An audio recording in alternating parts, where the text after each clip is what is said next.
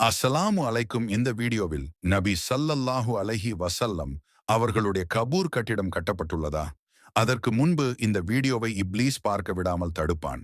எனவே அவனை எதிர்த்து லைக் செய்துவிட்டு அல்லாஹு அக்பர் என்று கமெண்ட் செய்து சப்ஸ்கிரைப் செய்யவும். நபி ஸல்லல்லாஹு அலைஹி வஸல்லம் எங்கு அடக்கம் செய்யப்பட்டார்? நபி ஸல்லல்லாஹு அலைஹி வஸல்லம் அவர்கள் அவர்களின் மனைவி ஆயிஷா ரலி அவர்களின் வீட்டிலேயே அவர் வஃபாத்தான இடத்தில் அடக்கம் செய்யப்பட்டார்கள். இது சஹீஹ் ஹதீஸ்களால் உறுதிப்படுத்தப்பட்டுள்ளது. ஆரம்பத்தில் கபூருக்கு கட்டிடம் இருந்ததா? இல்லை. ஆரம்ப காலத்தில் நபியின் கபூருக்கு தனியான பெரிய கட்டிடம் எதுவும் இல்லை. அது ஒரு சாதாரண வீடு. உயர்த்தப்பட்ட சமாதி, குப்பா, கோபுரம் போன்றவை இல்லை. 3. இன்றுள்ள மஸ்ஜிது நபவி. அது எப்படி வந்தது?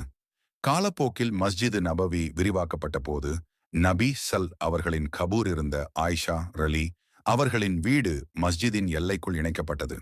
இது அப்துல் மலிக் பின் மர்வான் காலத்தில் உமையது ஆட்சி நடந்தது. 4. இப்போது காணப்படும் கட்டிடம் குப்பா கிரீன் டோம். இப்போது காணப்படும் பச்சை குப்பா கிரீன் டோம் நபி காலத்திலோ சஹாபாக்களின் காலத்திலோ இல்லை. அது பல நூற்றாண்டுகள் கழித்து பாதுகாப்பு மற்றும் அடையாளத்திற்காக கட்டப்பட்டது. கபூரை வணங்குவதற்காக அல்ல, அடக்கம் செய்த இடத்தை பாதுகாக்க மட்டுமே.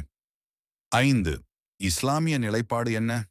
நபி அவர்கள் கபூர்களை வழிபாட்டிடமாக மாற்ற வேண்டாம் என்று எச்சரித்துள்ளார்கள். முஸ்லிம்கள் நபி சல்மியம் அவர்களை வழிபடுவதில்லை.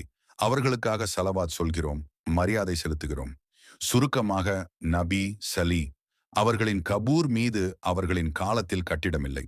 பின்னர் மஸ்ஜிது விரிவாக்கத்தால் அந்த இடம் மஸ்ஜிதுக்குள் இணைக்கப்பட்டது. இன்றுள்ள கட்டிடம் வழிபாட்டிற்காக அல்ல, பாதுகாப்பு மற்றும் அடையாளத்திற்காக